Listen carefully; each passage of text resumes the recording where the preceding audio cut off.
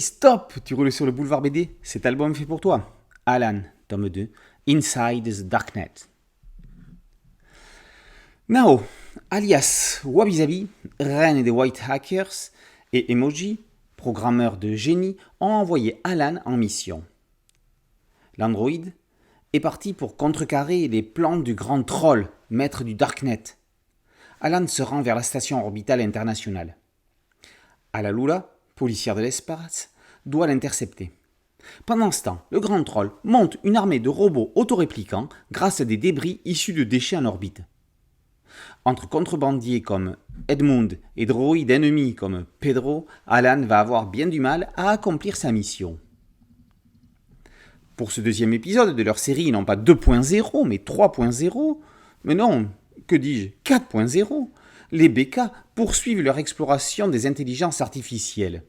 Ils démontrent les dangers d'une ultra-connexion en devenir, mais qui commence déjà à nous contrôler, ou plutôt à nous surveiller. En effet, une intelligence artificielle n'a aucune raison de vouloir dominer la race humaine. Des objets connectés comme Alexa, OK Google ou Siri entendent et écoutent tout ce que nous disons. Le danger vient donc de leurs programmateurs. Vladimir Poutine a bien dit que celui qui dominera l'intelligence artificielle dominera le monde. Le sujet d'Alan est l'émancipation des IA. Seront-elles un jour autonomes? Les chercheurs n'ont pas encore suffisamment de recul pour répondre. Les BK les ont interrogés afin d'orienter leur histoire. Au dessin, pas facile pour Thomas Laboureau de représenter une intelligence artificielle. Le dessinateur a puisé ses sources dans un grand écart entre Alien et Pinocchio, afin de rendre la plus humaine possible une création humanoïde. Tout comme Carlo Collodi avec des mots, tout comme les studios Disney avec des dessins, mais eux c'était pour des morceaux de bois, Laboureau arrive à rendre expressif un être de métal. Il le dessine, vitre éteinte, et passe à l'encre noire son visage directement sur son papier original. Ce n'est qu'après la mise en couleur qu'il affiche ses expressions, avec des formes géométriques simples.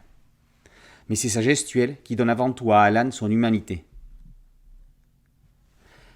À quel point la série Alan est-elle une uchronie ou une prévision?